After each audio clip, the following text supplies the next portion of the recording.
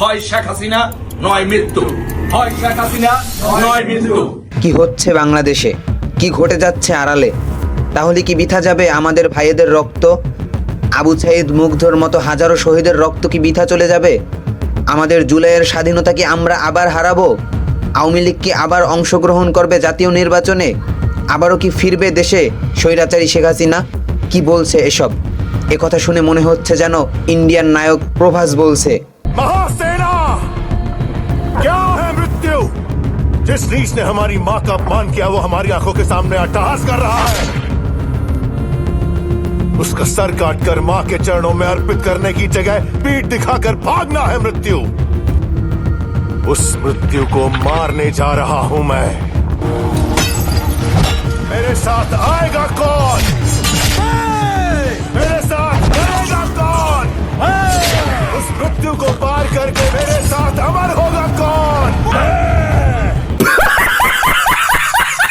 দাঁড়ান দাঁড়ান, হাসা বন্ধ করেন। নির্বাচন নিয়ে সাধারণ সম্পাদক ওবায়দুল কাদের কি বলল সেটা তো শুনে যাবেন।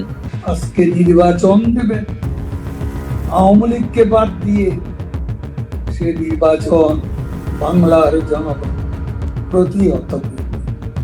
নিজেরা খুন করে খুনের অসংখ্য সাজানো মামলা ক্যাঙ্গারুকে প্রতিরোধ করবে বাংলার জনগণ।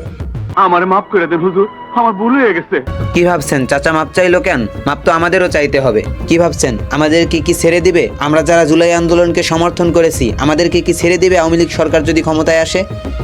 তাদের আসার তো প্রশ্নই আসে না। তবে আমরা একটা কথা বলতে পারি, আমরা যদি সচেতন না থাকি, আমরা যদি আমাদের দেশকে ঘুচিয়ে রাখতে না পারি, তাহলে একদিন আওয়ামী লীগ আমাদের উপরে ঠিকই হানা দিবে। আওয়ামী লীগ একদিন আমাদের উপরে প্রতিশোধ ঠিকই নিবে।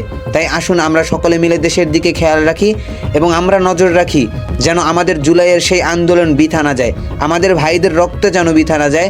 আমরা যেন সুন্দর একটা দেশ গড়তে পারি, আমরা যেন আবারও রাজনীতি, আমরা যেন আবারও নিজেদের স্বার্থ নিয়ে মারামারি খুনাখুনি না করে আমরা যেন আমাদের দেশকে সুন্দর মতো গড়তে পারি।